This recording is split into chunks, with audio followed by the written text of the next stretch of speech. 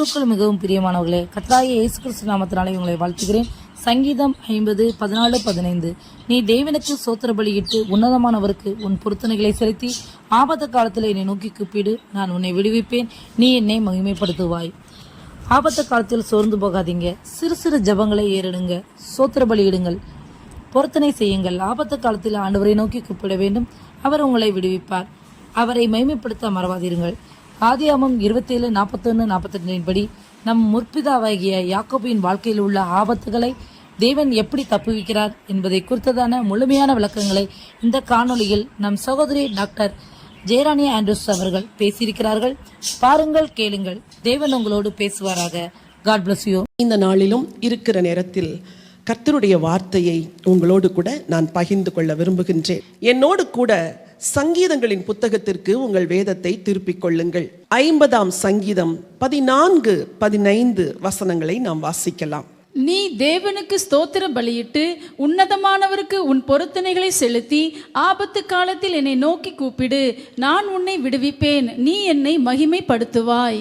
வேதம் சொல்லுகிறது, நீ தேவனுக்கு ஸ்தோத்திர பலியிட்டு உன்னதமானவருக்கு உன் பொருத்தனைகளை செலுத்தி ஆபத்து காலத்தில் என்னை நோக்கி கூப்பிடு, நான் உன்னை விடுவிப்பேன், நீ என்னை மகிமைப்படுத்துவாய். இந்த வசனம் ஆசாபின் சங்கீதம். ஆசாப் எழுதின ஒரு சங்கீதம். தேவனுடைய பிள்ளைகளுக்கு வாழ்க்கையிலே ஆபத்துகள் வராது என்று வேதம் சொல்லவே இல்லை. நம்முடைய முற்பிதாக்கள் எல்லாம் பலவிதமான ஆபத்துகளின் வழியாய் ஆபத்துகளின் காலகட்டத்திலே கடந்து சென்றிருக்கிறார்கள். இந்த பூமியிலே மனிதனாய் பிறந்த எல்லாருமே தங்கள் வாழ்வின் ஒரு காலகட்டத்தில் ஏதோ ஒரு ஆபத்திற்குள்ளாய் கடந்து செல்கிறார்கள். பிரசவிக்க ஒரு ஸ்திரீ பிரசவத்திற்கு கடந்து சென்றாள்.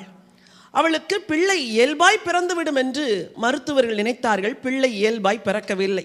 சரி, ஆபரேஷன் செய்து பிள்ளையை பெற்று எடுத்து விடலாம், வெளியே எடுத்து விடலாம் என்று நினைத்து ஆபரேஷன் செய்து கொண்டிருந்த பொழுது தெரியாமல் அந்த யூட்ரைன் ஆற்றி கட்டாய்விட்டது. யூட்ரைன் ஆற்றி கட்டாயிடுச்சு என்றால் அப்படியே பிளட் கஷ் அவுட் ஆகி வெளியே வரும். அந்த பெண்ணுடைய உயிருக்கே ஆபத்து. இந்த பெண் உள்ளே இப்படி போராடுகிறாள் என்று மருத்துவருக்குத்தான் தெரியுமே ஒழிய வெளியே இருக்கிற அந்த பெண்ணின் தாய்க்கு தெரியாது.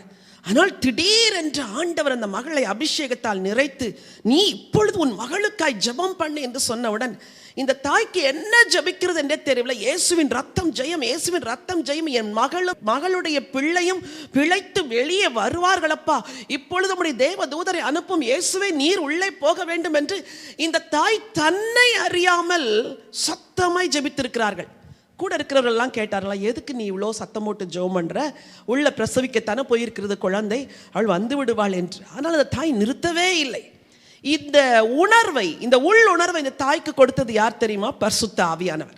இந்த தாய் கண்ணீரோடு பாரத்தோடு ஒரு டைமை நோட் பண்ணி அந்த டைம்ல இருந்து 1/2 hour ஜெபம் பண்ணியிருக்கிறாங்க. அந்த 1/2 hour ஜெபம் முடிவில் அந்த தாய்க்குள்ளே ஒரு சமாதானம், அமைதியாய் ஸ்தோத்திரம்பா, என் மகளை காத்து கொண்டதற்காய் ஸ்தோத்திரம் என்று சொல்லியிருக்கிறார்கள். எல்லாம் பிள்ளை பிறந்து பிள்ளையை எடுத்து அந்த பெரிய ஆபத்திலிருந்து அந்த யூட்ரைன் ஆற்றி எந்த இடத்துல கட்டானதோ டாக்டர்ஸ் உடனடியாக அதை கண்டுபிடித்து அதை ஸ்டிச் பண்ணி அந்த மகளை வெளியே கொண்டு வந்தவுடன் இந்த மருத்துவர் சொன்னார்களாம், உங்கள் ஆண்டவர் உங்கள் மகளை இன்று காப்பாற்றினார் என்று சொன்னார்களாம்.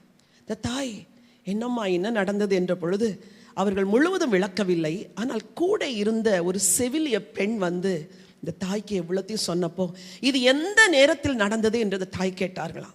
அவர்கள் சொன்ன நேரமும் அங்கே உள்ளே அந்த யூட்ரைன் ஆற்றி கட்டான நேரமும் ஒரே நேரமாக இருந்திருக்கு. என்ன ஒரு அன்பின் ஆண்டவர் பாருங்கள். தன் பிள்ளைகளுக்கு ஆபத்து வருகிறது என்று தெரிந்தும் நீங்கள் கேட்கலாம், ஆண்டவர் அதை தடுத்திருக்கலாமே. அதை கேட்பதற்கு உங்களுக்கும் எனக்கும் உரிமை கிடையாது. ஆனால் அதே ஆண்டவர் தன் மகளை ஜெபிக்க வைத்து அந்த பிள்ளையை காப்பாற்றினாரே, இதுதான் நம்முடைய தேவன். நாம் வாழ்கிற இந்த உலகம் ஆபத்துகள் நிறைந்த உலகம், பயங்கரங்கள் நிறைந்த உலகம், எதிர்பாராத நிகழ்வுகள் நடக்கிற இந்த உலகம்.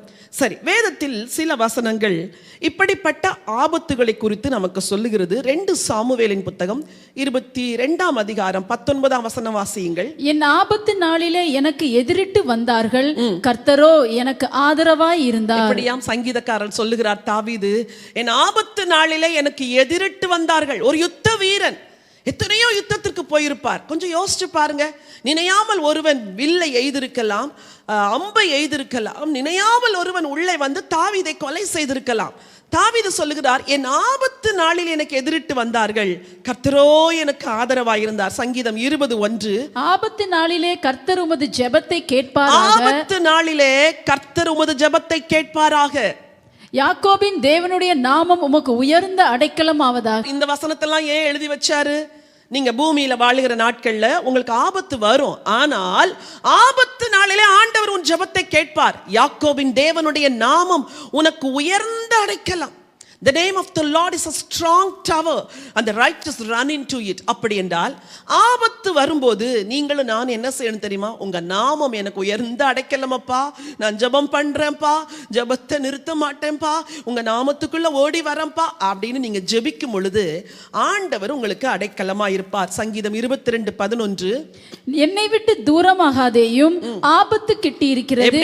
என்னை விட்டு தூரமாகாதேயும். எப்போ? ஆபத்து பக்கத்துல இருக்குது ஆண்டவரே, நீங்க என் பக்கத்தில் இருக்கணும் ஆண்டவரே. கர்த்தர் உன்னை காக்கிறவர், கர்த்தர் உன் வலது பக்கத்தில் உனக்கு நிழலாய் இருக்கிறார் என்று வேதம் சொல்லுகிறது. உன் பக்கத்தில் 1000 பேரும் உன் வலது பக்கத்தில் 10,000 பேர் விழுந்தாலும் அது உன்னை அணுகாது என்று சொன்னாரே. எதனால் தெரியுமா? இந்த ஆபத்து நேரத்தில் அவரை நோக்கி கூப்பிடும் பொழுது அவர் அருகில் இருப்பாராம். 37:19. அவர்கள் ஆபத்து காலத்திலே வெட்கப்பட்டு போகாதிருந்து பஞ்ச காலத்திலே திருப்தி அடைவார்கள். இதெல்லாம் யாருக்கு சொல்லியிருக்கிறார்? அவரை நம்புகிறீர்களே உங்களுக்கு தான். அப்படி என்றால் ஆபத்து வராது என்று அல்ல, ஆபத்து வரும். ஆனால் ஆபத்தில் என்னை நோக்கி கூப்பிடு, நான் உன்னை விடுவிப்பேன். சரி, இன்னும் ஒரு சில வசனங்கள். சங்கீதம் 46:1. தேவன் நமக்கு அடைக்கலமும் பலனும் ஆபத்து காலத்தில் அனுகூலமான எப்படியா? தேவன் துணையுமானவர் இல்ல, ஆபத்து காலத்தில் அனுகூலமான துணையுமானவர். 71:20. அநேக இக்கட்டுகளையும் ஆபத்துகளையும் காணும்படி செய்த எப்படி அநேக இக்கட்டுகள், அநேக ஆபத்துகள். ஆண்டவரை கேள்வி கேட்காதீங்க. எதுக்கு ஆண்டவரை எனக்கு, எதுக்கு ஆண்டவரை இதெல்லாம் அனுமதிக்கிறீங்க? உலகத்துல ஏன் ஆண்டவரை இது நடக்குது? அவரை கேள்வி கேட்கறதுக்கு நம்ம எனக்கு எந்த தகுதியும் இல்லை. ஆனா வசனம் சொல்லுது, அநேக இக்கட்டுகளையும் ஆபத்துகளையும் காணும்படி செய்த என்னை நீர் திரும்பவும் உயிர்ப்பித்து திரும்பவும் என்னை பூமியின் பாதாளங்களிலிருந்து ஏற பண்ணுவீர். சரி, ஆண்டவர் என்ன செய்கிறாரா? அநேக ஆபத்துகளை கண்டா கூட உயிர்ப்பிக்கிற ஒரு தேவன். நீதிமொழிகள் 24:10. ஆபத்து காலத்தில் நீ சோர்ந்து போவாயானால் உன் பலன் குறுகினது. அப்படின்னா ஆபத்து வரும்பொழுது இயற்கையா எல்லாருக்குள்ள என்ன வரும்? சோர்வு. வேதத்தில் பல வசனங்கள் இதை போல. சங்கீதம் 77:2 வாசிக்கலாம். அதே போல சங்கீதம் 102:2 வாசிக்கலாம். என் ஆபத்து நாளில் ஆண்டவரை தேடினேன், என் ஆபத்து நாளில் ஆண்டவரை தேடினேன், இரவிலும் என் கை தளராமல் விரிக்கப்பட்டிருந்தது. அதுதான், நீங்க சோர்ந்து போயிடக்கூடாது. ஜெபிக்கிற ஸ்திரீகளே, ஜெபிக்கிற சகோதரர்களே, தேவ ஊழியர்களே, தேவ ஊழியத்தை செய்கிற பெண்களே, ஆபத்து காலமாகிய இந்த நாட்களில் நம்ம சோர்ந்து போயிடக்கூடாது. நம்ம சோர்ந்து போயிட்டோம்னா எதிரி மேற்கொண்டுருவான். வசனம் சொல்லுது, இரவிலும் என் கை தளராமல் விரிக்கப்பட்டிருக்கிறது. நீங்க அதைத்தான் செய்யணும். இன்றைக்கு ஊழியமே அதுதான். ஆண்டவரை நோக்கி வேண்டுதல் செய்து விண்ணப்பம் செய்து ஜனங்களுக்காய் திறப்பில் நின்று மன்றாடி ஜெபிக்கிற ஒரு ஊழியத்தை நம்ம செய்யறதுக்கு தான் ஆண்டவர் நம்மை அழைத்திருக்கிறார். சரி, இந்த வேத பகுதிகள் எல்லாம் எதை சொல்லுது? நம்முடைய முற்பிதாக்களின் காலத்தில் அவர்களுக்கு ஆபத்து வந்தபோது ஆண்டவர் அவர்களை எப்படி பாதுகாத்தார், அவர்கள் எப்படி ஜெபம் செய்தார்கள் என்பதைத்தான் இந்த வசனம் சொல்லுகிறது. நீங்களும் இந்த ஆபத்து நாட்களில் உங்கள் குடும்பத்துக்கு ஒருவேளை ஆபத்து வந்திருக்கலாம், உங்களுக்கே ஒருவேளை ஆபத்து வந்திருக்கலாம், உங்களுக்கே இந்த கொள்ளை நோய் வந்து நீங்க மருத்துவமனையில் படுத்துக்கொண்டு இந்த செய்தியை கேட்டுக்கொண்டிருக்கலாம். ஜெபத்தை மட்டும் நிறுத்திடாதீங்க. ஒருவேளை நீங்கள் சுகமாயிருக்கும் பொழுது ஜெபித்தது போல ஜெபிக்க முடியவில்லை என்றாலும் ஓரிரு வார்த்தைகள் இயேசுவே உம்முடைய கிருபை தாரும், இயேசுவே உம்முடைய இரத்தத்தினாலே மூடும் என்று சிறு சிறு ஜெபங்களை தேவனுக்கு ஏறெடுங்கள். ஆபத்து காலத்தில் கர்த்தர் உங்களை தப்புவிப்பார். ஹல்லேலூயா. நாம் வாசித்த வேத பகுதி, நீ தேவனுக்கு ஸ்தோத்திர பலியிட்டு உன்னதமானவருக்கு உன் பொருத்தனைகளை செலுத்தி ஆபத்து காலத்தில் என்னை நோக்கி கூப்பிடு, நான் உன்னை விடுவிப்பேன், நீ என்னை மகிமைப்படுத்துவாய். இன்றைக்கு நம்முடைய முற்பிதா ஒருவர் ஒரு ஆபத்தான காலத்தில் இருந்து ஆண்டவர் அவரை எப்படி விடுதலை செய்து எப்படி மகிமைப்படுத்தினார் என்பதை குறித்து தான் இருக்கிற நேரத்தில் சுருக்கமாய் உங்களோடு கூட பகிர்ந்து கொள்ள விரும்புகிறேன். அவர் தேவனுக்கு எப்படியெல்லாம் இந்த வசனத்தின்படி ஸ்தோத்திர பலியிட்டு பொருத்தனை செய்து என்னவெல்லாம் செய்தார், அவருடைய வாழ்க்கை எப்படி இருந்தது, கர்த்தர் எப்படி நடத்தினார், முடிவு எப்படி மகிமையா இருந்தது என்பதை குறித்து தான் உங்களுக்கு சொல்ல போகிறேன். 5 காரியங்களை இந்த வசனங்களில் பார்க்கிறோம். நீ தேவனுக்கு ஸ்தோத்திர பலியிட வேண்டும், உன்னதமானவருக்கு உன் பொருத்தனையை செலுத்த வேண்டும், ஆபத்து காலத்தில் என்னை நோக்கி கூப்பிட வேண்டும். ஆண்டவர் என்ன செய்வாராம்? நான் உன்னை விடுவிப்பேன், நீ என்னை மகிமைப்படுத்துவாய். என்ன அழகா இருக்குது பாருங்க. 5 காரியம் மனனம் செஞ்சுக்கோங்க. நீங்கள் தேவனுக்கு ஸ்தோத்திர பலியிட வேண்டும், உன்னதமானவருக்கு பொருத்தனை செய்யணுமா. வெறும் ஸ்தோத்திரம் மட்டும் பண்ணா போதாது. இந்த நாட்கள்ல ஆண்டவரே நான் இப்படி ஒரு பொருத்தனை செய்கிறேன், பிழைக்க வைத்தால் உமக்காய் வாழுவேன். ஆண்டவரே என் பிள்ளை நன்றாய் ஆகி வந்தால் அந்த பிள்ளை உமக்கென ஒப்புக் கொடுக்கிறேன். என் தகப்பன் சுகமாகி வரும்பொழுது நான் இதை உமக்கு செய்கிறேன் என்று பொருத்தனை செய்ய வேண்டும். நான் இனிமேல் ஒழுங்காய் வேதம் படிப்பேன், இனிமேல் ஜெபம் பண்ணுவேன், இவ்வளவு நாட்கள் உம்மை தேடவில்லை, என்னை மன்னித்து விடும், பொருத்தனை செய்கிறேன். வாலிப பிள்ளைகளே பொருத்தனை செய்யுங்கள். ஆண்டவரே என் அப்பா அம்மா மருத்துவமனையில் இருக்கிறார்கள், நான் இனிமேல் உம்மை தேடுவேன், ஆண்டவரே நான் உமக்காக வாழுவேன், நான் இனிமேல் உம்முடைய ஊழியம் செய்வேன். இப்படி பொருத்தனை செய்து ஸ்தோத்திர பலியிட வேண்டும். பொருத்தனை செய்து ஆபத்து காலத்தில் ஆண்டவரை நோக்கி கூப்பிட வேண்டும். இந்த நாட்கள் தான் நீங்க ஜெபம் பண்ண வேண்டிய நாட்கள். இந்த நாட்கள் தான் கண்ணீரோடு ஆண்டவரை நோக்கி பார்க்க வேண்டிய நாட்கள். ஒருவேளை இந்த வியாதி இல்லாமல் வேறு பிரச்சனைகளை நீங்கள் சிக்கி இருக்கலாம். உங்களுக்கும் இதுதான் கர்த்தருடைய வார்த்தை. நீ தேவனை நோக்கி கூப்பிடும் பொழுது அவர் என்ன செய்வாராம்? நான் உன்னை விடுவிப்பேன் என்று சொல்லு. விடுவித்தாலும் விடுவிப்பேன், விடுவிக்காமல் போனாலும் போவேன், அப்படிலாம் இல்லை. நான் உன்னை விடுவிப்பேன், நீ இந்த 3ஐயும் செய், நான் உன்னை விடுவிப்பேன். விடுவித்த பிறகு நீ என்ன செய்ய வேண்டும் தெரியுமா? நீ என்னை மகிமைப்படுத்த வேண்டும். அநேகர் நன்மைகள் வர்ற வரைக்கும் அழுது அழுது ஜெபம் பண்ணுவாங்க. ஆனால் நன்மை வந்த பிறகு ஆண்டவர் எனக்கு இப்படி நன்மை செய்தார் என்று சொல்ல மறக்கிறவர்கள் பலர். நீங்க அப்படி செய்யக்கூடாது. ஆண்டவரை மகிமைப்படுத்த வேண்டும். சரி, இந்த 5 காரியத்தையும் நம்முடைய முற்பிதா எப்படி செஞ்சாரு என்று சொல்லித்தான் வேதத்தில் படிக்க போகிறோம். என்னோடு கூட ஆதியாகமத்தின் புஸ்தகத்திற்கு வேதத்தை திருப்பிக் கொள்ளுங்கள். ஆதியாகமத்தின் புத்தகம் 27 41 42 வாசியுங்கள். யாக்கோபை தன் தகப்பன் ஆசீர்வதித்தது நிமித்தம் ஏசா யாக்கோபை பகைத்து, என் தகப்பனுக்காக துக்கிக்கும் நாட்கள் சீக்கிரமாய் வரும், அப்பொழுது என் சகோதரனாகிய யாக்கோபை கொன்று போடுவேன் என்று ஏசா தன் இருதயத்திலே சொல்லிக் கொண்டான். வாசியுங்கள். மூத்த மகனாகிய ஏசாவின் வார்த்தைகள் ரெபேக்காளுக்கு அறிவிக்கப்பட்டது. அப்பொழுது அவள் தன் இளைய மகனாகிய யாக்கோபை அழைத்து, உன் சகோதரனாகிய ஏசா உன்னை கொன்று போட நினைத்து தன்னை தேற்றிக் கொள்ளுகிறான். ஆகையால் என் மகனே, நான் சொல்வதை கேட்டு எழுந்து புறப்பட்டு ஆரானில் இருக்கிற என் சகோதரனாகிய லாபானிடத்துக்கு ஓடிப்போய், உன் சகோதரனுடைய கோபம் தனியும் மட்டும் சில நாள் அவனிடத்திலே இரு. உன் சகோதரன் உன்மேல் வைத்த கோபம் தணிந்து நீ அவனுக்கு செய்ததை அவன் மறந்த பின் நான் ஆள் அனுப்பி அவ்விடத்திலிருந்து உன்னை அழைப்பிப்பேன். நான் ஒரே நாளில் உங்கள் இருவரையும் ஏன் இழந்து போக வேண்டும் என்றாள். சரி, இந்த சம்பவம் யாருடைய குடும்பத்தில் நடந்தது என்றால், விசுவாசிகளின் தகப்பனாகிய ஆபிரகாமின் சந்ததியில் வந்த ஈசாக்கின் குடும்பத்தில் நடந்தது. ஈசாக்கின் பயபக்திக்குரியவர் தேவன் என்று வேதம் சொல்லுகிறது. அப்படி என்றால் ஒரு பயபக்தியோடு தேவனை தேடுகிற ஒரு குடும்பத்தில் வாழ்வு சற்று கடினமாய் போய்விட்டது. எது நிமித்தம் தெரியுமா? அங்கே தாய் தனக்கு பிரியமான மகனை ஆசீர்வாதம் வாங்கும்படி சொன்னார். அது வேறு ஒரு சரித்திரம். ஆனால் இப்படி அந்த யாக்கோபு போய் தன் தகப்பனாகிய ஈசாக்கின் இடத்தில் நான் தான் ஏசா என்று சொல்லி ஒரு ஆசீர்வாதத்தை வாங்கி கொண்டார். இது நிமித்தம் மூத்த குமாரனாகிய ஏசா இருக்கிறானே, அந்த ஏசாவுக்கு பயங்கர வெறுப்பு, மனதிற்குள் பகை வந்துவிட்டது. அன்றைக்கு காயின் ஆபேலுக்கு இடையில என்ன பகை வந்ததோ அதே பகை இந்த ஏசாவின் இருதயத்தில் வந்துவிட்டது. எதுவரைக்கு? அப்பா சாகட்டும், இவனை நான் கொலை செய்ய போகிறேன். இது எப்படிப்பட்ட ஒரு பகை! இந்த பகையை உள்ளத்தில் கொடுத்தது யார் தெரியுமா? பிசாசு. இன்றைக்கு உங்கள் குடும்பங்களிலே பிரிவினை, பகை, வன்மம், வெறுப்பு, கசப்பு இதையெல்லாம் கொண்டு வந்து போடுகிறவன் யார் தெரியுமா? பிசாசு.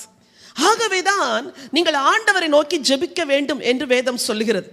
இப்படிப்பட்ட ஒரு சூழ்நிலையிலே இந்த தாயும் தகப்பனும் ஒரு முடிவெடுக்கிறார்கள். என்ன எடுக்கிறார்கள்? மகனே, நம்முடைய வாழ்க்கை சுமூகமாய் இருந்தது, சந்தோஷமாய் வாழ்ந்து கொண்டிருந்தோம்.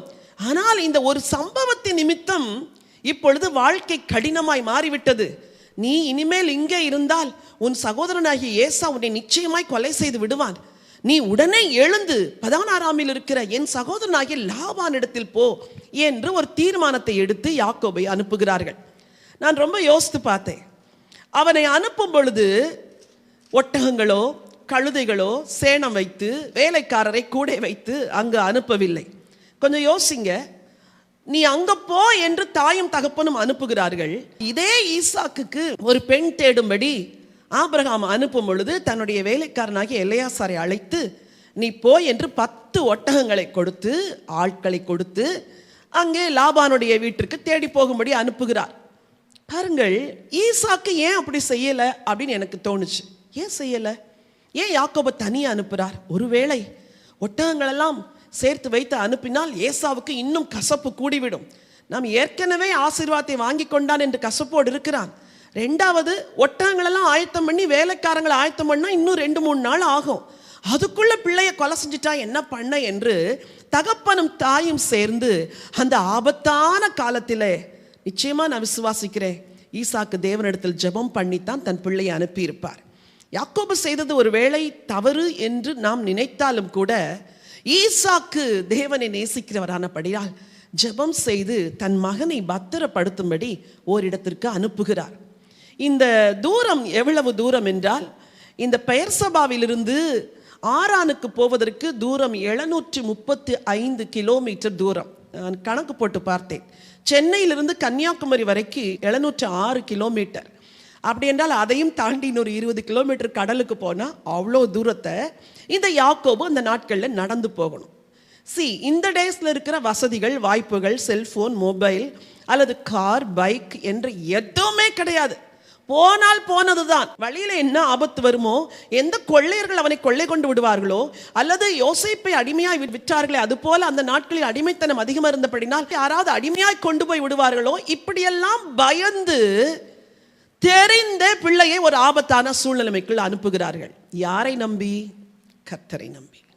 கர்த்தரை நம்பி ஈசாக்கு ஜெபித்திருப்பார். தெய்வமே, என் மகனை அனுப்புகிறேன், அவன் இவ்வளவு தூரம் போக வேண்டும், வழியிலே அவனுக்கு யாரும் இல்லை, ஆனால் என்னை எத்தனை ஆண்டு ஆதரித்த அதே தெய்வம் என் மகனையும் ஆதரிக்க வேண்டும் ஐயா, என் மகனையும் நீர் காத்து கொள்ள வேண்டும் என்று கர்த்தர் கையில் அந்த பிள்ளையை ஒப்பு கொடுத்தார்கள். வாழ்க்கை கடினம்தான், ஆனால் ஆபத்து காலத்தில் நீங்கள் தேவனை நோக்கி கூப்பிடும் பொழுதுதான் தேவன் எல்லாவற்றையும் பொறுப்பெடுத்துக் கொள்கிறார். எல்லாவற்றையும் பொறுப்பெடுத்துக் கொள்கிறார். சரி, இது யாக்கோபின் பெற்றோருடைய அந்த நிலைமை. அவர்கள் தேவனை நோக்கி நிச்சயம் கூப்பிட்டிருப்பார்கள். நான் சொன்னேன் வாழ்க்கை கடினமானது என்று. இன்றைக்கு அநேகருடைய வாழ்க்கை கடினமாய்த்தான் இருக்கிறது. ஆனால் நீங்கள் என்ன செய்ய வேண்டும் தெரியுமா? தேவனை நோக்கி கூப்பிட வேண்டும். ரெண்டாவது, இந்த யாக்கோபின் வாழ்க்கையை பார்க்கும் பொழுது யாக்கோபுடைய வாழ்க்கை தனிமையானது. இதுக்கு முந்தின நாள் வரைக்கும் அப்பா அம்மா வீட்டில் செல்ல பிள்ளையா இருந்தார். அம்மா சமைச்சு கொடுத்துருப்பாங்க, ஒருவேளை ஊட்டி கூட விட்டுருக்கலாம், பிரியமான மகன் என்று சொல்லி. இதெல்லாம் அந்த வீட்டில் நடந்திருக்கும். இப்போ முதுகில் நிச்சயமாக ஒரு பேகை மட்டும் கொடுத்து கொஞ்சம் ஆகாரம், கொஞ்சம் அப்பம், கொஞ்சம் வறுத்த பயிர்கள் அல்லது கொஞ்சம் நட்ஸு இதெல்லாம் கொடுத்து கொஞ்சம் தண்ணியும் கொடுத்து அனுப்பிச்சிருப்பாங்க. அவ்வளோதான். இன்னைக்கு இரவோடு இரவா ஓடிரு யாக்கோபே, நீ ஒருவேளை ராத்திரி தூங்கிட்டு இருந்தா கூட, ராத்திரி தூக்கத்தில் கூட உன் சகோதரன் உன்னை கொலை செஞ்சிடலாம். இல்லை, நீ போகிற வழியில பின்னாக ஆட்களை அனுப்பி கூட உன்னை கொலை செஞ்சிடலாம். ஓடிரு யாக்கோபே என்று நிச்சயமா இரவோடு இரவாக அவனை அனுப்பியிருப்பார்கள், அல்லது பகலிலே ஓடிவிடு என்று அனுப்பியிருப்பார்கள். வசனம் சொல்லுது, 28ஆம் அதிகாரம் 1 வசனம் வாசியுங்கள். ஈசாக்கு யாக்கோபை அழைத்து அவனை ஆசீர்வதித்து, நீ கானானியருடைய குமாரத்திகளில் பெண் கொள்ளாமல் எழுந்து புறப்பட்டு பதானராமில் உன் தாயினுடைய தகப்பனாகிய பெத்துவேலுடைய வீட்டுக்கு போய் அவ்விடத்தில் உன் தாயின் சகோதரனாகிய லாபானின் குமாரத்திகளுக்குள் பெண் கொள் என்று அவனுக்கு கட்டளையிட்டான். ஈசாக்கு யாக்கோபை அழைத்து ஆசீர்வதித்து, நீ பதாமராமில் இருக்கிற உன் தாயினுடைய சகோதரன் வீட்டுக்கு போ. ஆனா ஒண்ணுப்பா, நீ வாலிபன், அங்க போற, நீ இப்பவே ஆபத்திலிருந்து தப்பிச்சு ஓடுற. அங்க உனக்கு இன்னொரு ஆபத்து காத்திருக்குது. என்ன தெரியுமா? நீ போய் புறவினத்துல ஒரு பெண்ணை எடுத்துறாதப்பா, அது உனக்கு இன்னும் ஆபத்தா மாறிடும். இந்த ஏசா 27ஆம் அதிகாரம் கடைசி வசனம் வாசிங்க. பின்பு ரெபேக்காள் ஈசாக்கை நோக்கி, ஏத்தின் குமாரத்திகள் நிமித்தம் என் உயிர் எனக்கு வெறுப்பாய் இருக்கிறது. இந்த தேசத்து பெண்களாகிய ஏத்தின் குமாரத்திகளில் யாக்கோபு ஒரு பெண்ணை கொள்வானானால் என் உயிர் இருந்து ஆவதென்ன என்றாள். அந்த தாய்க்கு மன விசனம். ஏன்? ஏசா ஏத்தின் குமாரத்திகளிலே பெண் கொண்டு விட்டானா. இப்போ இந்த வாலிபனை அனுப்பும் போது சொல்லி அனுப்புறாங்க, மகனே, வழியில உனக்கு மிருகங்கள் ஆபத்து, மனித ஆபத்து, சர்ப்பம் அல்லது விஷ விருட்சங்கள் அல்லது விஷ கிருமிகள் அல்லது விலங்குகள், இதிலெல்லாம் வர்ற ஆபத்தை விட அதுலெல்லாம் கர்த்தர் காப்பாரு. ஆனா ஒரு ஆபத்துக்கு நீ தப்பணும்பா. அது என்ன தெரியுமா? ஓ சகோதரன் ஏசா ஏத்தின் குமாரத்திகள்ல பெண் எடுத்தானே, அது மாதிரி நீ போய் புறவினத்துல யெகோவா தேவனை வணங்காத ஒரு பெண்ணை எடுத்துட்டன்னா அதுதான் உனக்கு பெரிய ஆபத்து. உன்னை நான் ஆசீர்வதித்து அனுப்புறேன். சர்வ வல்லமை உள்ள தேவன், 3ஆம் வசனம், சர்வ வல்லமை உள்ள தேவன் உன்னை ஆசீர்வதித்து நீ பல ஜன கூட்டமாகும்படி உன்னை பலுகவும் பெருகவும் பண்ணி தேவன் ஆபிரகாமுக்கு கொடுத்ததும் நீ பரதேசியாய் தங்குறதுமான தேசத்தை நீ சுதந்திரித்துக் கொள்ளும்படி ஆபிரகாமுக்கு அருளிய ஆசீர்வாதத்தை உனக்கு முன் சந்ததிக்கும் அருள்வாராக. ஆபிரகாம் பெற்ற ஆசீர்வாதம் ஈசாக்கு வந்துச்சு. ஈசாக்கு பெற்ற ஆசீர்வாதம் ஏசாக்கு போகல. இங்க யாருக்கு வருது? யாக்கோபுக்கு வருது. இவ்வளவு பிளஸிங்கையும் கொடுத்துட்டு சொல்றாரு, சர்வ வல்லமை உள்ள தேவன் உன்னை காப்பாரப்பா. சர்வ வல்லமை உள்ள தேவன் எல்லா தீங்குக்கும் உன்னை விலக்குவாரப்பா. சர்வ வல்லமை உள்ள தேவன் எல்லா ஆபத்துகளுக்கும் உன்னை காத்து நடத்துவார். ஆனா நீயா போய் ஒரு ஆபத்துல சிக்கிக்காத மகனே. இந்த ஏத்தின் குமாரத்திகள்ல ஏசா பெண் கொண்ட மாதிரி நீ போய் பெண் எடுத்துறாத. உன் தாயின் சகோதரனாகிய லாபானுடைய வீட்டுக்கு போ. அங்கு யெகோவா தேவனை வணங்குகிற ஒரு பெண்ணை தெரிஞ்சுக்கோ. அதுதான் உனக்கு பாதுகாப்பு என்று சொல்லி அனுப்புகிறார். யாக்கோபு புறப்படுகிறார். தனிமையான ஒரு பயணம். முந்தின இரவு வரை தாய் தகப்பனோடு வாழ்ந்தான். முந்தின இரவு வரை வேலைக்காரர்கள் சேவை செய்தார்கள். முந்தின இரவு வரை செல்ல பிள்ளையாய் வாழ்ந்து கொண்டிருந்தான். இப்பொழுது ஒரு தனிமையின் வாழ்க்கையை துவங்குகிறான். வேளை ஒரு நாளைக்கு எத்தனை மைல்கள் அவர் நடந்தாரோ நமக்கு தெரியவில்லை. தனிமையாய் போய்கொண்டிருக்கும் பொழுது மனம் எப்படி இருக்கும்? பாசமுள்ள அம்மாவை நினைத்திருக்கும், தன்னை ஆசீர்வதிக்கிற ஒரு அப்பாவை நினைத்திருக்கும், வசதியாய் வாழ்ந்த வாழ்வை நினைத்திருக்கும். இதெல்லாம் விட்டுட்டு he went alone. என்ன நம்பிக்கையில்? எனக்கு ஒரு தேவன் இருக்கிறார். என் முற்பிதாக்கள் ஆராதித்த அந்த சர்வ வல்லமையுள்ள தேவன் என்னை நடத்துவார். இன்னைக்கு வாழ்க்கையில் தனிமையாக இருக்கிறீங்களா? நான் முதலாவது சொன்ன வாழ்க்கை கடினமானது தான், ஆனால் அவைகளின் நடுவிலும் ஆண்டவர் உங்களை நடத்துவார் என்று. இப்பொழுது சொல்லுகிறேன், வாழ்க்கையில் சில வேளைகளில் நீங்கள் தனிமையாய் போக வேண்டிய பாதைகள் உண்டு. இந்த யாக்கோபை போல தேவனை நம்பி தேவனை சார்ந்து உங்கள் பயணத்தை துவங்குங்கள். இந்த யாக்கோபு போகிற வழியெல்லாம் அந்த தனிமையின் உணர்வு அவனை வாட்டி இருக்கும். எங்கே போவேன்? என் மாமன் வீட்டை நான் கண்டுபிடிப்பேன்னா வழியெல்லாம் கேட்டிருப்பான். பதானாராம் எங்கே இருக்கிறது? பதானாராம் எங்கே இருக்கிறது? பதானாராம் எங்கே இருக்கிறது? லாபானை தெரியுமா என்றெல்லாம் கேட்டு கேட்டு கேட்டு எப்படியோ தன்னுடைய பயணத்தை தொடர்ந்தான். இந்த யாக்கோபு இந்த தனிமையின் பயணத்தை தொடர்ந்து முதல் நாள் அவன் கிட்டத்தட்ட 40 மைல்கள் நடந்திருக்கிறான். கொஞ்சம் யோசிச்சு பாருங்க. பெயர்சபாவிலிருந்து பெத்தேலுக்கு 40 மைல்கள். இவன் இரவு ஆகிவிட்டது.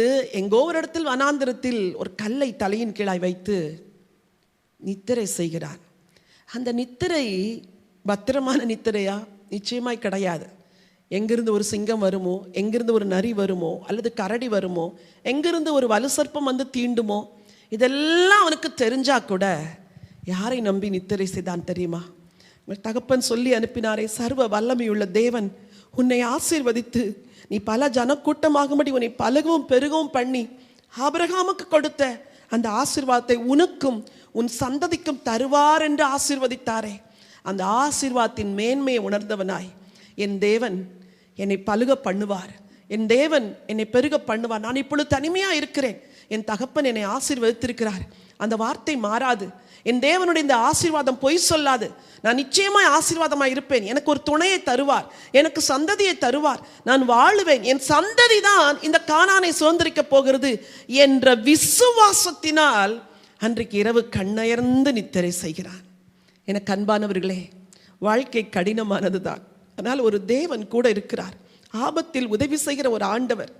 வாழ்க்கை தனிமையானது தான், ஆனால் ஒரு தேவன் கூட இருக்கிறார். உங்களை குறித்து என்ன திட்டம் வைத்தாரோ அதை நிறைவேற்றாமல் இந்த பூமியை விட்டு உங்களை எடுக்க மாட்டார். இதை மாத்திர விசுவாசியுங்கள். ஈசாக்கு ஆசீர்வதித்தார் அல்லவா? அந்த ஆசீர்வாதம் நிறைவேறுவதற்கு முன்பதாக ஆண்டவர் யாக்கோபை எடுக்கவே இல்லை. தேவன் உண்மையுள்ளவர், தேவன் வாக்கு மாறாதவர், தேவன் பொய் சொல்ல மனிதன் அல்ல, மனமாற மனுப்புத்திரனும் அல்ல. உங்கள் வாழ்க்கை, உங்கள் ஜீவன், உங்களுடைய குடும்பம் எல்லாம் அவர் கையில் இருக்கிறது. அவரை நம்பி உங்கள் வாழ்க்கையை துவங்குங்கள். அவர் உங்களை பாதுகாப்பார், ஆபத்திலே தப்புவிப்பார். தனிமையாய் யாக்கோபு பயணம் சொல்லுகிறார். ஒரு வசனத்தை வாசியுங்கள், 11வது வசனம். ஒரு இடத்தில் வந்து சூரியன் அஸ்தமித்தபடியினால் அங்கே ராத்தங்கி அவ்விடத்து கற்களில் ஒன்றை எடுத்து தன் தலையின் கீழ் வைத்து அங்கே நித்திரை செய்யும்படி படுத்து கொண்டான். அங்கே அவன் ஒரு சொப்பனம் கண்டான். இதோ ஒரு ஏணி பூமியிலே வைக்கப்பட்டிருந்தது, அதன் நுனி வானத்தை எட்டியிருந்தது, அதிலே தேவதூதர் ஏறுகிறவர்களும் இறங்குகிறவர்களுமாய் இருந்தார்கள். அதற்கு மேலாக கர்த்தர் நின்று, நான் உன் தகப்பனாகிய ஆபிரகாமின் தேவனும் ஈசாக்கின் தேவனுமாகிய கர்த்தர், நீ படுத்திருக்கிற பூமியை உனக்கும் உன் சந்ததிக்கும் தருவேன். உன் சந்ததி பூமியின் தூளை போல் இருக்கும். நீ மேற்கேயும் கிழக்கேயும் வடக்கேயும் தெற்கேயும் பரம்புவாய். உனக்குள்ளும் உன் சந்ததிக்குள்ளும் பூமியின் வம்சங்களெல்லாம் ஆசீர்வதிக்கப்படும். நான் உன்னோட இருந்து நீ போகிற இடத்திலெல்லாம் உன்னை காத்து இந்த தேசத்துக்கு உன்னை திரும்பி வர பண்ணுவேன். நான் உனக்கு சொன்னதை செய்யுமளவும் உன்னை கைவிடுவதில்லை என்றார். ஹல்லேலூயா! என்ன அருமையான ஒரு அனுபவம் பாருங்கள். தனிமையில் பயணித்த அந்த யாக்கோபுக்கு அந்த இரவு ஒரு இனிமையான இரவாய் மாறிவிட்டது. கல்லை எடுத்து தலையடியை வைத்து நித்திரை செய்கிறார். ஆனால் அந்த ராத்திரியிலே அவருக்கு ஒரு அருமையான சொப்பனம் தோன்றுகிறது. அந்த சொப்பனத்திலே ஒரு பெரிய ஏணி வைக்கப்பட்டிருக்கிறது. அதன் ஒரு நுனி வானத்தை தொடுகிறது, அதன் கீழ்ப்பகுதி பூமியை தொடுகிறது. அருமையான ஒரு சொப்பனம். தேவ தூதர்கள் ஏறுகிறதும் இறங்குகிறதுமா இருக்கிறார்கள். அப்படின்னா அந்த ஏணி ரொம்ப அகலமா இருந்திருக்கும். ஏராளமான தேவ தூதர்கள் ஏறி இறங்கும்படி மகிமையான ஒரு ஏணியா இருந்திருக்கும். இதை பார்த்து கொண்டே இருக்கும் பொழுது அந்த ஏணியின் மேலே வசனம் சொல்லுகிறது, அதன் நுனி வானத்தை எட்டியிருந்தது, அதிலே தேவதூதர்கள் ஏறுகிறதும் இறங்குகிறதுமா இருந்தார்கள். அதற்கு மேலாக கர்த்தர் நின்று. என்ன ஒரு ஆல்மைட்டி காட் பாருங்க. கடினமான வாழ்க்கையின் வழியாய் போகிறீர்கள், தனிமையின் வாழ்க்கை வழியாய் போகிறீர்கள். ஆனால் உங்களுக்கு ஒரு தேவன் பக்க பலமாய் இருக்கிறார் என்பதற்கு இதை விட உங்களுக்கு ஆதாரம் தேவையே இல்லை. இந்த ஏணி எதை குறிக்கிறது? நான் சொல்லுவேன், என் ரட்சகரை குறிக்கிறது. அதன் ஒரு நுனி வானத்திலும் மறுநுனி பூமியிலும் இருக்கிறது. வானத்தையும் பூமியும் இணைக்க வந்தவர் யார் தெரியுமா? ஆண்டவர் இயேசு தான். அந்த ஆண்டவர் இயேசு வானத்தையும் பூமியும் இணைக்கும்படி பூமிக்கு வந்த நாட்களிலேயே தேவ தூதர்கள் வந்து உன்னதத்தில் தேவனுக்கு மகிமையும் பூமியிலே சமாதானமும் என்று பாடினார்கள். அந்த ஆண்டவர் இந்த பூமியை விட்டு மரித்து உயிரோடு எழுந்த பொழுது தேவ தூதர்கள் அவருடைய கல்லறையில் இருந்து, உயிரோடு இருக்கிறவர் நீங்கள் மரித்தோரிடத்தில் தேடுகிறது என்ன என்று சொன்னார்கள். இந்த தேவ தூதர்கள் ஏறுகிறதும் இறங்குறதுமானது எதற்கு அடையாளம்? இயேசு என்ற ஒருவரால் நீங்கள் ஏறெடுக்கிற எல்லா ஜெபங்களும் பரலோகத்திற்கு செல்லுகிறது. எல்லா ஜெபங்களுக்கும் பதில் பரலோகத்திலிருந்து வந்து கொண்டிருக்கிறது. ஹல்லேலூயா! வசனம் சொல்லுது, அதற்கு மேலாக கர்த்தர் நின்று. இன்றைக்கு உங்களுக்கு ஒரு நற்செய்தி சொல்லட்டுமா? உங்க சூழ்நிலைமை எப்படிப்பட்டதா இருந்தாலும் சரி, எல்லாவற்றுக்கும் மேலாய் கர்த்தர் இருக்கிறார். எல்லாவற்றுக்கும் மேல் அந்த வார்த்தை என்னை தொட்டது. அதற்கு மேலாக கர்த்தர் நின்று. கர்த்தர் நிற்கிறார். உங்கள் தேவன் உறங்குகிறவர் அல்ல. இஸ்ரவேலை காக்கிறவர் உறங்குவதும் இல்லை, தூங்குவதும் இல்லை. அவர் நிற்கிறார். உங்க சூழ்நிலைமையை பார்க்கிறார். நீங்கள் ஏறெடுக்கிற ஜெபங்களை தேவ தூதர்கள் எடுத்துக்கொண்டே மேலே போனவுடன் அந்த ஏணிக்கு மேலாக நிற்கிற கர்த்தர் அப்படி கை நீட்டி வாங்கியிருப்பார். அப்படிதானே? இப்படி கை நீட்டி வாங்கி அமைதியாக வச்சுட்டே இருப்பாரா? படிச்சிருப்பாரு, என் பிள்ளைக்கு இதை கொடுக்கணும்னு அங்க இருக்கிற தேவ தூதர்களுக்கு கட்டளையிட்டு, போ இந்த பதிலை எடுத்துக்கொண்டு என் பிள்ளைக்கு போய் கொடு என்று சொல்லி அனுப்பியிருப்பார். இது கற்பனை கிடையாது, இது கதை கிடையாது, இதுதான் உண்மை. ஆபத்து காலத்திலே அன்று ராத்திரி யாக்கோபு என்ன சொல்லிட்டு படுத்திருப்பாரு? தெய்வமே, நான் படுத்து நித்திரை செய்கிறேன்ப்பா, எந்த விஷ பூச்சிகளோ எந்த விஷ விலங்குகளோ எதுவும் என்னை தொற்றக்கூடாதுப்பா, என்னை காத்து கொள்ளுங்க, நான் எங்கள் அப்பா அம்மாலாம் விட்டு தனியாக இருக்கிற ஆண்டவரே, என்னை நீங்கள் சூழ்ந்து கொள்ளுங்க என்று ஜெபித்திருப்பார். அந்த ஜெபத்தை ஒரு தேவ தூதன் ஏந்தி கொண்டு போனதுனால தான் மேலிருந்து பதில் வருது. கர்த்தர், நான் உன் தகப்பனாகிய ஆபிரகாமின் தேவனும் ஈசாக்கின் தேவனுமாகிய கர்த்தர். கேட்டது என்னவோ பாதுகாப்பு தான் கேட்டிருப்பாரு. ஆனா ஆண்டவர் பியூட்டிஃபுல் லைஃப் பிளானையே கொடுத்துட்டார். நீ படுத்திருக்கிற பூமியை உனக்கும் உன் சந்ததிக்கும் தருவேன் யாக்கோபே. நீ வழியிலே மரித்து விடுவேன் என்று நினைக்காதே, இடையிலே செத்து விடுவேன் என்று பயப்படாதே. நான் உன்னை குறித்து பெரிய திட்டம் வச்சிருக்கிறேன். இந்த படுத்திருக்கிற பூமியை உனக்கும் தருவேன், உன் சந்ததிக்கும் தருவேன். நீ உன் சந்ததியின் சந்ததியும் காண்பாய் என்பது போல் அந்த வார்த்தை இருக்கிறது. உன் சந்ததி பூமியின் தூளை போல் இருக்கும். இது மட்டும் இல்லை யாக்கோபே, கவனி, நீ மேற்கையும் கிழக்கையும் வடக்கையும் தெற்கையும் பரம்புவாய். I have beautiful plans for you. உனக்காக நான் பெரிய திட்டம் வச்சிருக்கிறேன். நல்ல எக்ஸ்பான்ஷனை தரப்போறேன், நான் உன் லைஃப்ல விரிவாக்கத்தை தரப்போகிறேன். அழகாய் சொல்லுகிறார், உன் சந்ததிக்குள்ளும் பூமியின் வம்சங்கள் எல்லாம் ஆசீர்வதிக்கப்படும். இது என்ன பொருள் தெரியுமா? உன் சந்ததியில் தான் ரட்சகர் இயேசு வருவார், உன் சந்ததியில் தான் மேசியா வருவார். அந்த மேசியாவுக்குள் உலகத்தில் இருக்கிற எல்லா மக்களும் ஆசீர்வதிக்கப்படுவார்கள். இவ்வளோ திட்டத்தை வச்சிருக்கிற யாக்கோபே, ஆபத்தை பார்த்து பயப்படாத. இவ்வளோ பிளானை வச்சிருக்கிற யாக்கோபே, நீ நடக்கிற காரியத்தை பார்த்து பயப்படாத. நான் எல்லாவற்றுக்கும் மேலாய் நிற்கிற கர்த்தர். ஹல்லேலூயா. இதை விட என்ன நம்பிக்கை வேணும் சொல்லுங்க? ஒரு தேவன் கூட நின்று. அப்புறம் சொல்லுகிறார், ரொம்ப ஸ்ட்ராங்கா அவங்க முற்பிதாக்களுக்கு சொன்னதுதான் முன்னாடி உள்ளது, அதை அப்படியே யாக்கோபுக்கு சொன்னாரு. அவங்களுக்கெல்லாம் சொல்லாத ஒண்ணு யாக்கோபுக்கு சொன்னார். 15 வாசியுங்கள். நான் உன்னோட இருந்து, நான் உன்னோட இருந்து நீ போகிற இடத்திலெல்லாம் உன்னை காத்து, நீ போகிற இடத்திலெல்லாம் உன்னை காப்பாற்றுவேன். யாக்கோபே, உனக்கு ஒரு ஆபத்தும் வராது, நீ போகிற இடமெல்லாம் உன்னை காத்து, இந்த தேசத்துக்கு உன்னை திரும்பி வர, இந்த தேசத்துக்கு உன்னை திரும்பி வர பண்ணுவேன். யாக்கோபே, நீ அங்கேயே செட்டில் ஆயிர போறது கிடையாது, அல்லது அங்கேயே நீ அடக்கம் பண்ண போறது கிடையாது. நான் உன்னை திருப்பி கூட்டிட்டு வருவேன். ஏன் தெரியுமா? உன்னை அனுப்பிச்சு வச்சாரே ஒரு தகப்பன், அந்த தகப்பன் உன்னை பார்க்கணும். யாக்கோபே, உன் வாழ்க்கையில உன்னை பெருக வச்சிருக்கிறத உன் தகப்பன் பார்த்தாதான் அவருடைய ஆத்மா சாந்தி அடையும். அவன் என்னை சேவித்த தாசன், ஈசாக்கு என்னை சேவித்த பக்தன், அவனை நான் கனம் பண்றதுக்காக வேண்டியாது உன்னை ஆசீர்வதித்து பெருக பண்ணி உன்னை திரும்ப கொண்டு வருவேன். நான் உனக்கு சொன்னதை செய்யும் அளவும் உன்னை கைவிடுவதில்லை. நான் உனக்கு சொன்னதை செய்யும் அளவும். இன்னைக்கு உங்களுக்கு ஆண்டவர் தான் சொல்ற, உனக்கு நான் சொன்னேன் இல்ல, உனக்கு நான் வாக்கு பண்ணேன் இல்ல, அதை செய்யற வரைக்கும் நான் உன்னை கைவிட மாட்டேம்மா, உன் சந்ததியை கைவிட மாட்டேன். இதுதான் இன்னைக்கு உங்களுக்கு ப்ராஃபட்டிக் வேர்டு. என் வார்த்தையை ஆண்டவர் எனக்கு பேசணும்னு சொல்லி எத்தனை பேர் கேட்டுட்டு இருக்கிறீங்களோ, this is not my word, this is my God's word. என் ஆண்டவருடைய வசனம் சொல்லுது, நான் உன்னோடு கூட இருப்பேன், நீ போகும் இடமெல்லாம் உன்னை காப்பாற்றுவேன், உன்னை இந்த தேசத்துக்கு திரும்பி வர பண்ணுவேன். யாக்கோபே, நான் சொன்னதை செய்கிற வரைக்கும் உன்னை கைவிட மாட்டேன். ஹல்லேலூயா.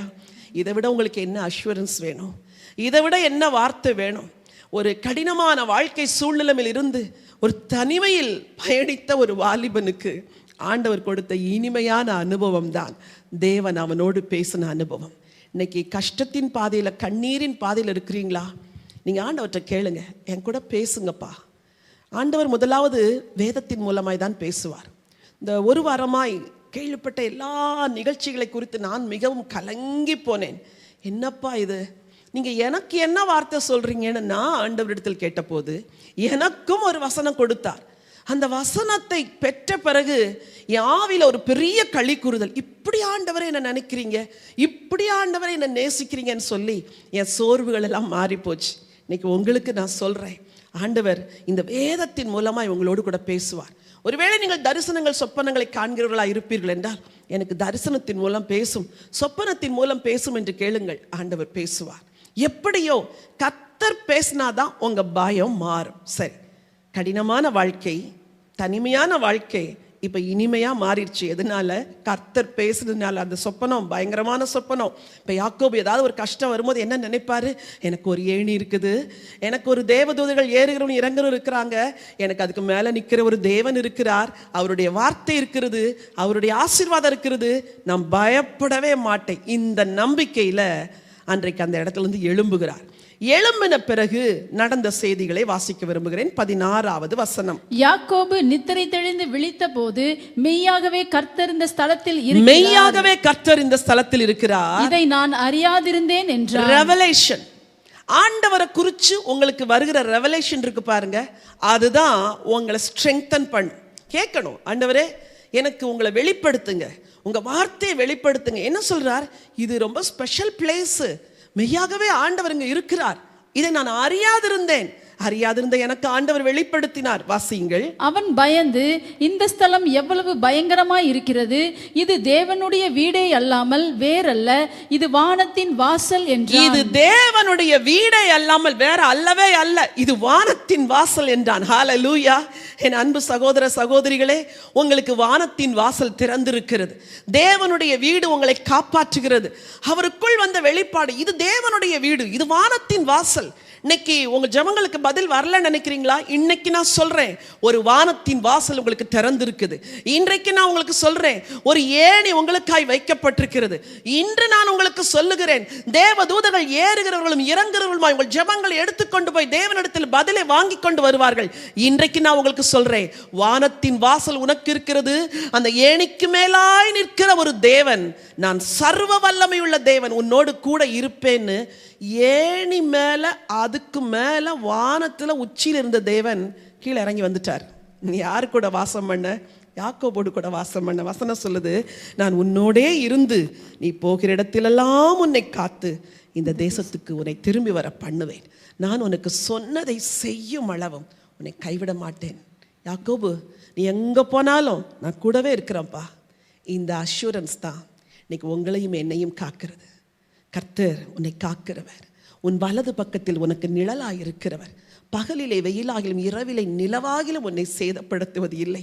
உன் காலை தள்ளாட விட்டார். உன்னை காக்கிறவர் உறங்கார் என்று சொல்லியிருக்கிறதே. கவலைப்படாதீர்கள். ஒரு ஆண்டவர், அங்க இருக்கிற ஆண்டவர் இப்ப எங்க வந்துட்டார் தெரியுமா? கூட வந்துட்டார். நான் சொல்லுவேன், இருதயத்திற்குள்ள இருக்கிறார், என்னோடு இருக்கிறார். நீங்க சொல்லணும், அவர் எனக்குள் இருக்கிறார், நான் பயப்படவே மாட்டேன். சரி, வாசியுங்கள்.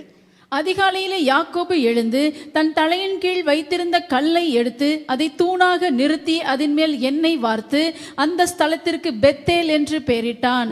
அதற்கு முன்னே அவ்வூருக்கு லூஸ் என்னும் பேர் இருந்தது. சொல்லுங்க, காலையில எழும்புறாரு, தலைக்கீழ வச்சிருந்தாரு சாதாரண கல்லு, அன்னைக்கு அது விசேஷ கல்லா மாறிடுச்சு. முந்தின நாள் பெட்ல தானே படுத்திருப்பாரு. ஆனா அன்னைக்கு ஒரு தரித்திர நிலைமையில, குளிர் அதிகமா இருந்திருக்கும். நிச்சயமா இஸ்ரவேல் தேசம் இரவிலே பயங்கர குளிரோடு இருக்கிற ஒரு தேசம். இவர் அந்த குளிரில் எதை மூட எடுத்துட்டு வந்தாரோ தெரியல, நடுங்கி திகைத்து ராத்திரிலாம் எப்படியோ தூங்கி காலையில் எழும்பி அந்த கல்லையே நிறுத்தி, இந்த கல் அடையாளம் எதுக்கு தெரியுமா? ஆண்டவர் என் கூட பேசினார் என்பதற்கு அடையாளம். இந்த கல் எதற்கு அடையாளம் தெரியுமா? நான் தனிமையில் வந்தேன், கடினமான பாதையை கடந்து வந்தேன், நம்பிக்கை இல்லாமல் வந்தேன், என் ஆண்டவர் எனக்கு நம்பிக்கையை கொடுத்தார், அதற்குத்தான் இது அடையாளம். எங்க அம்மா எனக்கு எண்ணெய் கொடுத்தாங்க. எதுக்கு? உஷ்ணமான தேசத்துல தலையில தேய்ச்சிக்கோப்பா என்று கொடுத்தாங்க. அந்த எண்ணெயை எடுத்து நான் ஊத்துற இந்த கல்லுல என் ஆண்டவரை கனம் பண்ணும்படி, இதுதான் என் ஆண்டவருக்கு நான் கொடுக்கிற காணிக்கை. நீ ஸ்தோத்திர பலியிட்டு உன் தேவனுக்கு உன் பொருத்தனைகளை செலுத்துன்னு சொல்லி சங்கீதம் சொல்லிச்சே. இந்த ஸ்தோத்திர பலியாக தன் உஷ்ணத்தை குறைப்பதற்கு தான் கையில வச்சிருந்த அந்த ஒரு எண்ணெயை எடுத்து ஆண்டவருக்காய் ஊற்றினார். இன்றைக்கு சோர்ந்து போய் இருக்கிறீர்களா? தேவனுக்கு ஸ்தோத்திர பலியிடுங்கள், தேவனை துதியுங்கள். வசனத்தை வாசிங்க. அப்பொழுது யாக்கோபு, தேவன் என்னோட இருந்து நான் போகிற இந்த வழியிலே, இப்ப ஒரு ஜெபம் பண்றார். என்ன ஜெபம்? நான் போகிற இந்த வழியிலே தேவன் என்னோட இருந்து, தேவன் என்னோட இருந்து, ஏற்கனவே சொல்லிட்டாரு உன் கூட இருப்பேன்னு. இப்ப இவர் ஜெபிக்கிறாரு, தேவன் என்னோட இருந்து நான் போகிற இந்த வழியிலே என்னை காப்பாற்றி, நான் போகிற வழியில இந்த என்னை காப்பாற்றி உண்ண ஆகாரமும் உடுக்க வஸ்திரமும் எனக்கு தந்து என்னை என் தகப்பன் வீட்டுக்கு சமாதானத்தோட திரும்பி வர பண்ணுவாரானால் கர்த்தர் எனக்கு தேவனாய் இருப்பார். லிசன், யாக்கோபுக்கு காட் என்ன பியூட்டிஃபுல் பிளான் வச்சிருக்கிறாரு அப்படின்னு தெரியல. அங்க ஒரு அழகான மனைவி வச்சிருக்கிறாருலாம் தெரியல. இப்ப இவருடைய தேவையெல்லாம் என்ன தெரியுமா? அண்ணனுக்கு தப்பி ஓடுறேன், உயிர் பிழைக்கணும். ரெண்டாவது, ஆண்டவர் என் கூட இருக்கணும், என்னை காப்பாற்றணும், உண்ண உணவு கொடுக்கணும், உடுக்க உடை கொடுக்கணும், என்னை திரும்பி வர பண்ணணும். இதுதான் யாக்கோபுடைய ஜெபம். இது ஒரு பேசிக் நீடு மட்டும் சொல்லி ஜெபிக்கிறார். ஆனால் காட் அவருக்கு பியூட்டிஃபுல் பிளான் வச்சிருந்தாரு. அதைத்தான் அங்கே சொல்றாரு, உன் சந்ததி பூமியின் தூளை போல் இருக்கும், நீ மேற்கையும் கிழக்கையும் வடக்கையும் தெற்கையும் பரம்புவாய், உனக்குள்ளும் உன் சந்ததிக்குள்ளும் பூமியின் வம்சங்கள் எல்லாம் ஆசீர்வதிக்கப்படும். இந்த யாக்கோபுக்கு அந்த பெரிய மேன்மை இன்னும் தெரியல. கேட்டதெல்லாம் என்ன தெரியுமா கேட்டாரு? நான் போகிற இடத்துல ஆண்டவர் என்னை காப்பாற்றணும், என் கூட இருக்கணும், 3 வேளைக்கு சாப்பாடு கிடைக்கணும், உடுக்க துணி கிடைக்கணும். இன்னைக்கு நீங்கள் அப்படி தானே கேட்குறீங்க சகோதரனே சகோதரி. இதை விட கோடி மடங்கு மேலான திட்டத்தை ஆண்டவர் உங்களுக்கும் உங்கள் குடும்பத்திற்கும் வைத்திருக்கிறார். He will fulfill it in your life. உங்க வாழ்க்கையில நிச்சயம் நிறைவேற்றுவார். ஜெபிக்கிறாரு, இதெல்லாம் எனக்கு தந்தால் திரும்பி வர பண்ணுவார், என்னை என் தகப்பன் வீட்டுக்கு சமாதானத்தோட திரும்பி வர பண்ணுவாரானால் கர்த்தர் எனக்கு தேவனாய் இருப்பார். ஒரு பொருத்தனை பண்றார் பாருங்க.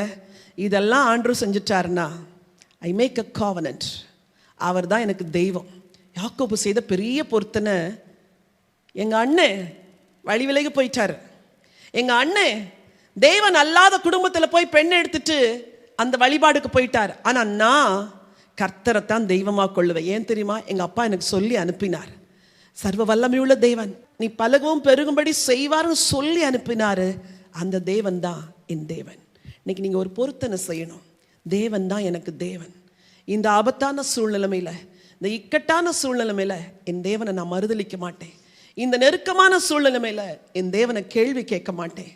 என் குடும்பத்தில் மரணமே நடந்தது, ஆனாலும் கர்த்தர் தான் எனக்கு தெய்வம். எத்தனை வாலிப பிள்ளைங்க தகப்பன் மரித்ததினால், தாய் மரித்ததினால் இனிமேல் இந்த தேவன் வேண்டாம், இயேசு வேண்டான்னு சொல்றீங்க. தயவு செய்து மகனே, மகளே, இன்னைக்கு திரும்பி வா. நீ ஆண்டவருக்கு ஒரு பொருத்தனை பண்ணு. கர்த்தர் தான் எனக்கு தெய்வம். என் குடும்பத்தில் எத்தனை மரணம் நடந்தாலும் பரவாயில்ல, கர்த்தர் எனக்கு தெய்வமா இருப்பாருன்னு சொல்லு. அந்த பொருத்தனையை ஒரு தேவன் கேட்பார், உன் வாழ்க்கையை ஆசீர்வதிப்பார். வாசியுங்கள். நான் தூணாக நிறுத்தின இந்த கல் தேவனுக்கு வீடாகும். நான் தூணாக நிறுத்தின இந்த கல் தேவனுக்கு வீடாகும். தேவரீர் எனக்கு தரும் எல்லாவற்றிலும் உமக்கு தசமபாகம் செலுத்துவேன் என்று சொல்லி பொருத்தனை பண்ணி கொண்டான். ஆண்டவர், இந்த கல்லை நிறுத்தினே, இது உமக்கு ஒரு வீடாக மாறும் ஆண்டவரே. இது என் பொருத்தனை ஆண்டவரே. அதே போல எனக்கு என்னெல்லாம் தர்றீங்களோ அதுல நான் உங்களுக்கு தசமபாகம் கொடுப்பேன் ஆண்டவரே. என்ன ஒரு பொருத்தனையின் ஆவி பாருங்க. இதை எங்கிருந்து கற்றுக்கொண்டார் தெரியுமா? அவருடைய தாத்தா ஆபிரகாம் இந்த மெல்கிசேதேக்குக்கு எல்லாவற்றிலும் தசமபாகம் கொடுத்து அவ ஆசீர்வாதத்தை பெற்றுக்கொண்டதை நிச்சயம் சரித்திரமா சொல்லியிருப்பார். நிச்சயம் அவங்க தகப்பன் அதை சொல்லியிருப்பார். என்னுடைய தாத்தா தேவனுக்கு பொருத்தனை செய்தார், எங்க அப்பா தேவனுக்கு பொருத்தனை செய்து தசமபாகம் கொடுக்கிறவர், நானும் தசமபாகம் கொடுப்பேன். எப்ப சொன்னாரு? கையில ஒண்ணுமே இல்லை. எப்ப சொன்னாரு? ஒரு 4 வேளைக்கு தான் சாப்பாடு கையில இருந்திருக்கும் அந்த நேரத்துல சொன்னாரு. எப்ப சொன்னாரு? மனைவி இல்ல, பிள்ளைங்க இல்ல, சொத்து இல்ல, சம்பத்து இல்ல, ஆடு இல்ல, மாடு இல்ல, ஒண்ணுமே இல்ல.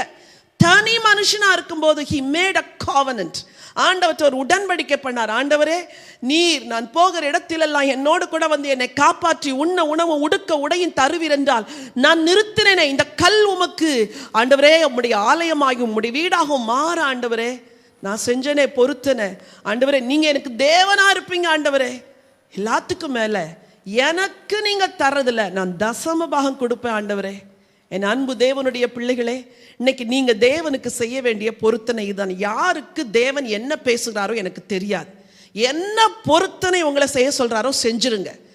என்ன உடன்படிக்கை செய்ய சொல்றாரோ செஞ்சிருங்க. உங்க நேரமோ, உங்களுடைய பலனோ, உங்கள் தாளந்தோ, உங்கள் திறமையோ, உங்கள் பணமோ, உங்கள் ஆஸ்தியோ, உங்கள் சொத்தோ, உங்கள் பிள்ளையோ, எதை தேவன் கேட்கிறாரோ இன்னைக்கு கொடுத்துருங்க.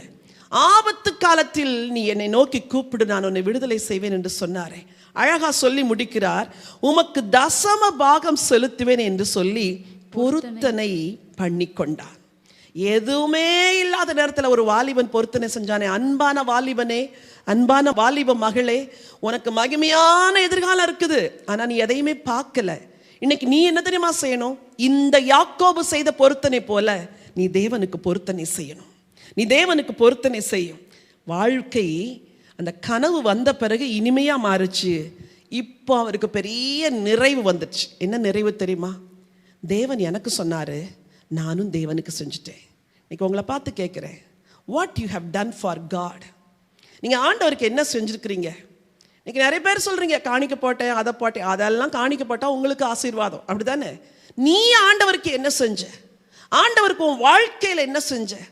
இவ்வளோ காலங்கள் இத்தனை சுகபோகமாக வாழ்ந்த நாட்கள்லேயே இயேசுக்கு எதுவும் செய்யலையே. இப்போ அவர்கிட்ட பார்த்து என்ன கேள்வி கேட்பதற்கு நமக்கு உரிமை இருக்கிறது.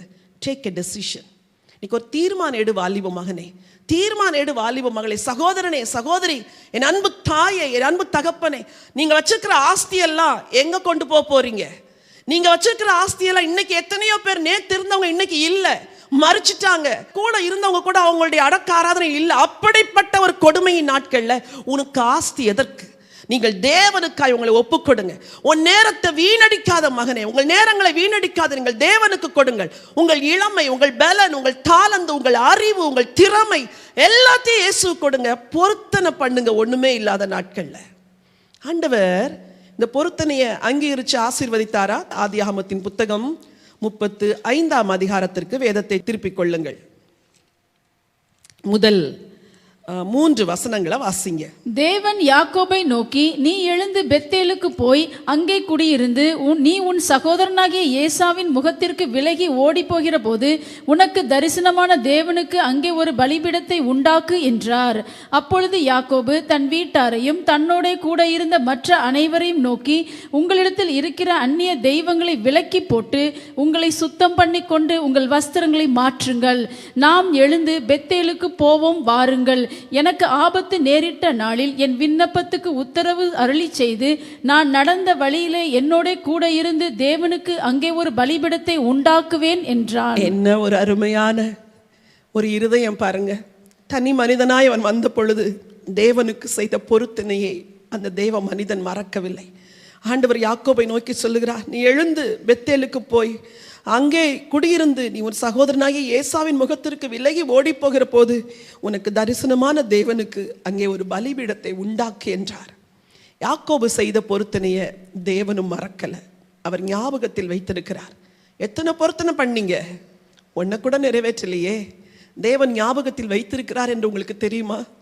ஆண்டவர் தன்னுடைய கணக்கில் வைத்திருக்கிறார் என்று உங்களுக்கு தெரியுமா?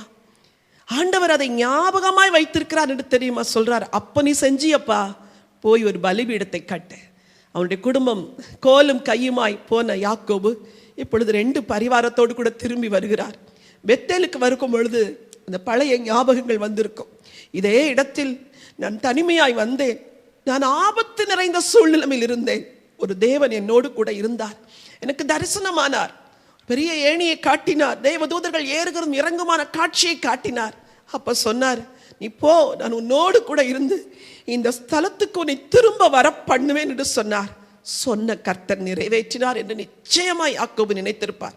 எல்லாரையும் பார்த்து சொல்றாரு, 2வது வசனம், அப்பொழுது யாக்கோபு தன் வீட்டாரையும் தன்னோட கூட இருந்த மற்ற அனைவரையும் நோக்கி, உங்களிடத்தில் இருக்கிற அந்நிய தெய்வங்களை விலக்கி போட்டு உங்களை சுத்தம் பண்ணி கொண்டு உங்கள் வஸ்திரங்களை மாற்றுங்கள். ஏன் தெரியுமா?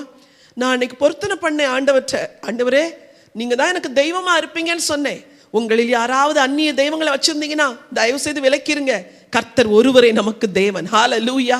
அன்றைக்கு செய்த பொருத்தனையை அன்றைக்கு தன் வீட்டார் அனைவரும் செய்யும்படி பலவந்தப்படுத்தினார். எல்லாரும் அந்நிய தெய்வங்களை விலக்கி போட்டார்கள், செய்த பொருத்தனையை நிறைவேற்றினார். அடுத்த வசனம் சொல்லுது, 3வது வசனம், நாம் எழுந்து பெத்தேலுக்கு போவோம், வாருங்கள். எனக்கு ஆபத்து நேரிட்ட நாளில் என் விண்ணப்பத்துக்கு உத்தரவு அருளி செய்து நான் நடந்த வழியில என்னோட கூட இருந்த தேவனுக்கு அங்கே ஒரு பலிபீடத்தை உண்டாக்குவேன். அழகா சொல்றாரு, நான் நடந்த வழியில எனக்கு கூட இருந்து என்னை பராமரித்தாரே அந்த தேவனுக்கு என் பொருத்தனையை செலுத்துவேன். இதுதான் தனியாய் போன ஒரு மனிதனை ஆபத்துகளிலும் இக்கட்டுகளிலும் சஞ்சலங்களின் வழியாய் கடந்து சென்ற அந்த யாக்கோபு திரும்பி வந்து தன் பொருத்தனையை செலுத்தினான். வாழ்க்கை மகிமையாய் மாறிவிட்டது. நீ தேவனுக்கு ஸ்தோத்திர பலியிட்டு உன்னதமானவருக்கு உன் பொருத்தனைகளை செலுத்தி ஆபத்து காலத்தில் என்னை நோக்கி கூப்பிடு, நான் உன்னை விடுவிப்பேன், நீ என்னை மகிமைப்படுத்துவாய். இந்த 35ஆம் அதிகாரம் யாக்கோபு தேவனை மகிமைப்படுத்தினதை சொல்லுகிறது. அருமையா 7வது வசனத்தை வாசியுங்கள். அங்கே அவன் ஒரு பலிபீடத்தை கட்டி தன் சகோதரனுடைய முகத்துக்கு தப்பி ஓடின போது அங்கே தனக்கு தேவன் தரிசனமானபடியால் அந்த ஸ்தலத்திற்கு ஏல் பெத்தேல் அந்த ஸ்தலத்திற்கு ஏல் பெத்தேல் என்று பெயரிட்டான். ஹல்லேலூயா. ஏல் பெத்தேல். ஏன்? அப்போ அவர் சொன்னார்ல, இது தேவனுடைய வீடு, இது வானத்தின் வாசல். அன்னைக்கு சொன்னதை மறக்கவே இல்லை. பொருத்தனைகளை செலுத்தி தேவனை மகிமைப்படுத்தினார். ஆபத்தில் இருக்கிறீங்களா? இக்கட்டில் இருக்கிறீங்களா? சஞ்சலத்தில் இருக்கிறீங்களா? கஷ்டத்தில் இருக்கிறீங்களா? தேவனுக்கு பொருத்தனையை செலுத்துங்கள், தேவனை நோக்கி கூப்பிடுங்கள், அவர் உங்களை விடுவிப்பார், நீங்கள் அவரை மகிமைப்படுத்துவீர்கள். எல்லாரும் கண்களை மூடி ஆண்டவரை நோக்கி பார்க்கலாமா? ஹல்லேலூயா. உமக்கு நன்றி ஆண்டவரே, நன்றியோடு உம்மை நாங்கள் துதிக்கிறோம் ஐயா. ஆண்டவரே, நீ தேவனுக்கு ஸ்தோத்திர பலியிட்டு உன்னதமானவருக்கு உன் பொருத்தனைகளை செலுத்தி ஆபத்து காலத்தில் என்னை நோக்கி கூப்பிடு, நான் உன்னை விடுவிப்பேன், நீ என்னை மகிமைப்படுத்துவாய் என்று சொன்னீரே.